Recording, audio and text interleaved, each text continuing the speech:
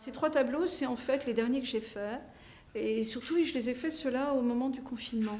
Donc là, derrière moi, il y a 2 tableaux que j'appelle les inséparables. Il y a au masculin, celui qui est à dominante noire, et au féminin, celui qui est à dominante rose. Ce sont 3 tableaux qui ont été faits avec le plat de la main. Ils font 1 mètre sur 1 mètre. Ils sont faits avec de la peinture acrylique. Dans tout mon travail, il y a toujours cette brillance, cet effet pailleté, qui est le résultat de différents mélanges de cuisine interne entre des matières et de la peinture. En tout cas, pour moi, c'est très important qu'il y ait une brillance dans mes toiles.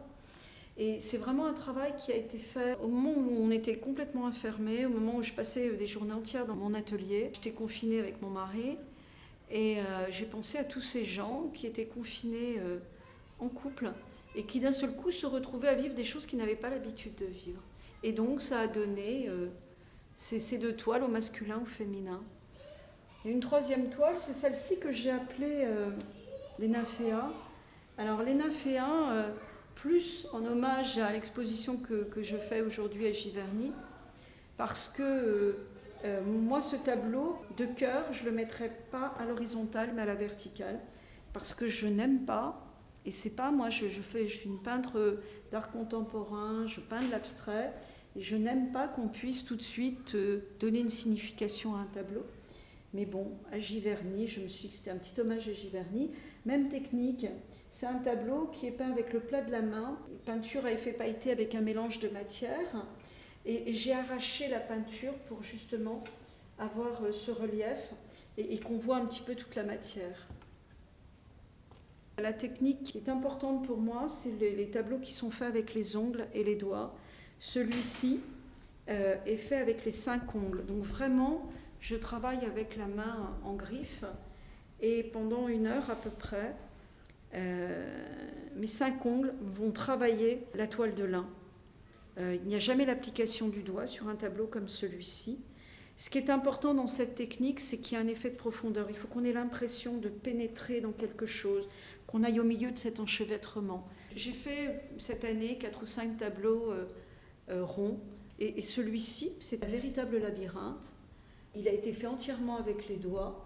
Les bordures sont aussi faites avec mes doigts. Dans aucun de mes tableaux, il y a l'intervention d'un pinceau. Ce sont des toiles qui n'ont pas de sens. J'emploie ce terme sciemment. Ça veut dire que je peux aussi bien les mettre à l'horizontale qu'à la verticale au moment où moi je les fais. Mais ce que je remarque, c'est que lorsqu'on regarde mes toiles, lorsque les personnes entrent dans la galerie et regardent les toiles, tout le monde veut toujours trouver un sens. Hein. Mais qu'est-ce que vous avez voulu dire? Qu'est-ce que vous avez voulu peindre? J'ai voulu peindre en tout cas des émotions. Même chose avec ce tableau.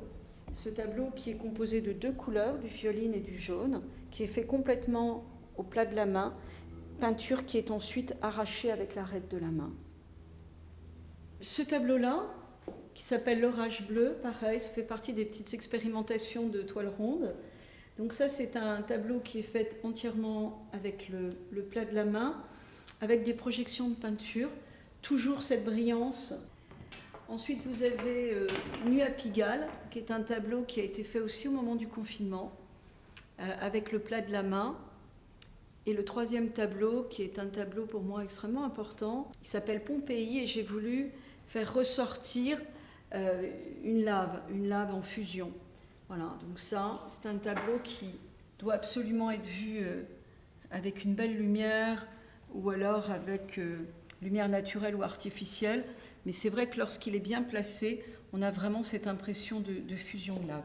Il est entièrement fait avec le plat de la main et l'arête de la main. Ce tableau s'appelle Cascade bleue. Il fait partie d'une série que j'ai faite ces derniers mois.